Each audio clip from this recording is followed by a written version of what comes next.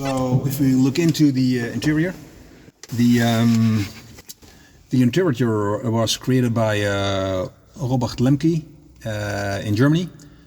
He has really made really nice interior for the RV. It's a little bit similar to the classic Aero, but yeah, I like this one better.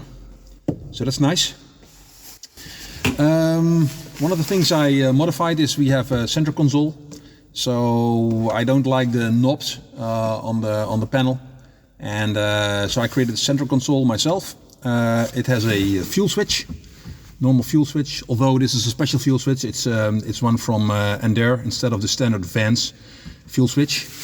I've got a flap, the standard flap, Ray Allen flap switch.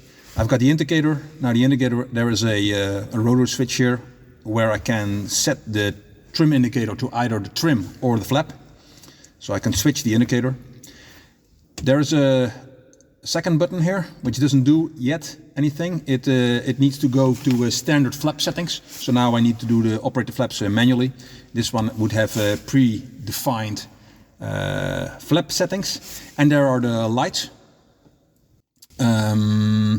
The lights are from Flylets, and I used standard harness and wiring, and this is one button to control everything.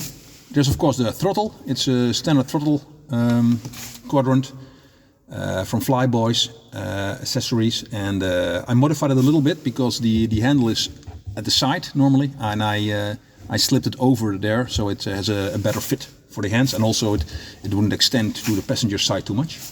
There are two seat heaters in there. That's kind of standard for the interior seating. And there is a armrest.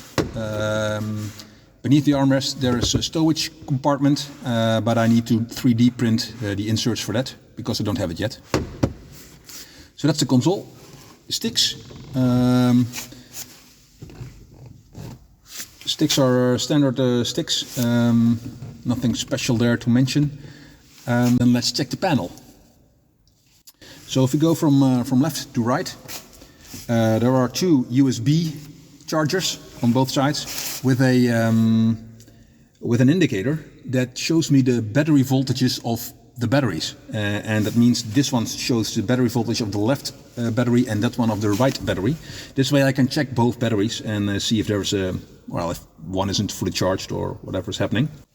There is a start button, engine start button, that is only actuated after some switch are there.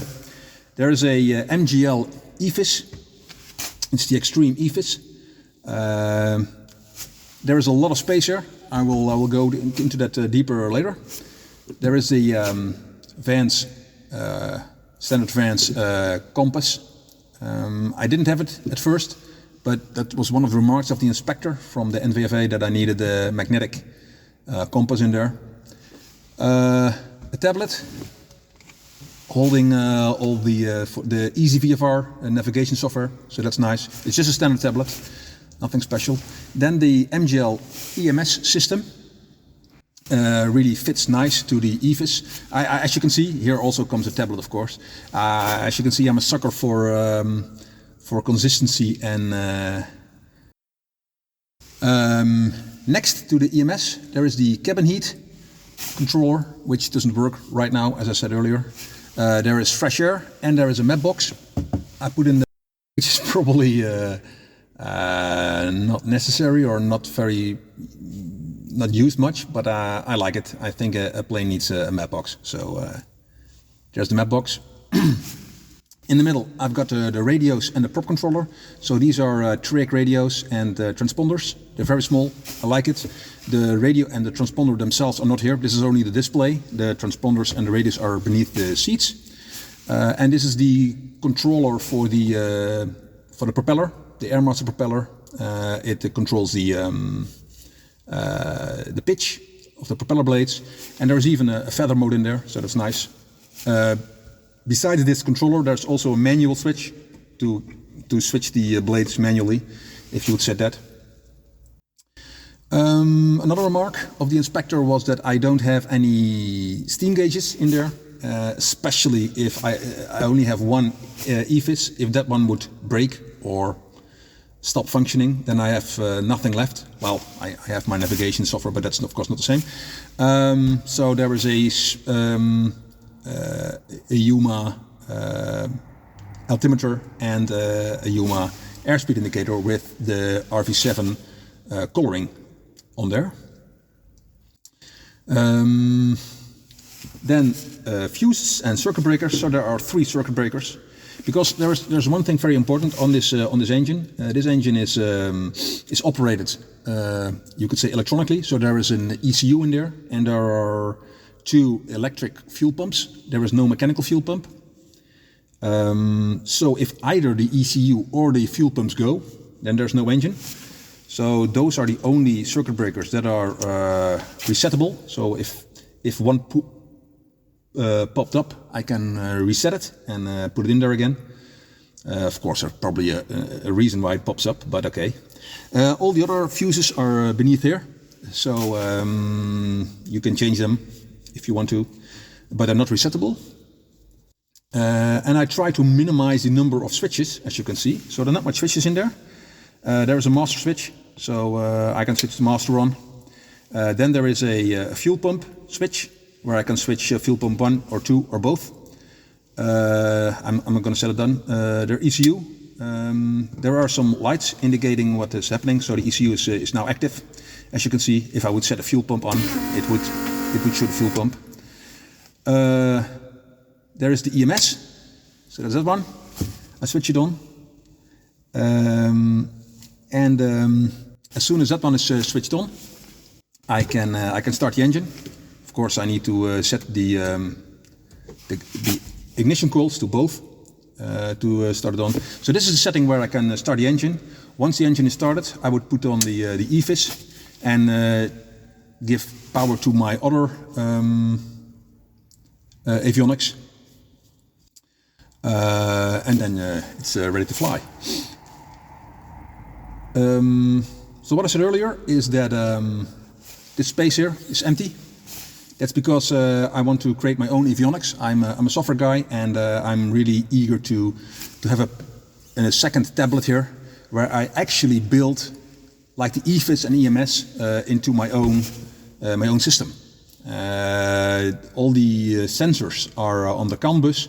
So I want to create something that can get these measurements from the CAN bus and put it on in special software. Those things are probably already there, but I want to build them myself, because that's why I'm a software developer, right? Build it yourself. And that's why it's also build a plane. And then these things will be more kind of backup. But that's for later. And I want to make a modular system, which means that I could detach the tablets, which allows me to kind of take away the avionics, which also would reduce, I guess, break-ins, because sometimes people break in airplanes and tear out the avionics, because they're very expensive. This one, it would not be very expensive on the first place, and also you can remove them, so that would be nice.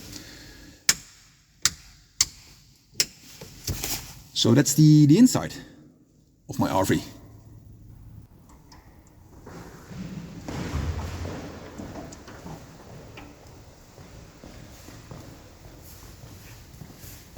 So the canopy, it's a sliding canopy. As you know, there are 2 types, tip-up and sliding. I like the sliding, I think it's nicer. Of course, there is a bar there, so that would give you a little bit less view. But I like just the side of it better. Also, I put in special super tracks, as they are called, which enables me to open the canopy much wider. Normally, you can only go to here. So this is a normal opening of a van's canopy, which specifically with headrests on your interior would really hamper to get anything into your luggage compartment, your baggage compartment. So this way you can now extend them, and it's easy to get stuff into your baggage compartment, so that's good. Yeah. So yeah, flying. When do I start flying? That's a good question. I already did some high-speed taxis on the runway, so everything looks okay. The problem is that during the build, so during the last 4 years, I also learned to fly. So I'm not a pilot. I wasn't a pilot. I am a pilot now. And I learned flying during the build, and I did the exam with the minimum number of hours, which is 50. So in the Netherlands, you need at least 50 hours to get an exam, and I managed that, to do it in actually 52 hours. So that was nice, and also good for the wallet, I guess. Problem is, I have of course flown since, but mostly Cessna. And because this is a tail wheel, I also did a tail wheel conversion on a Cup.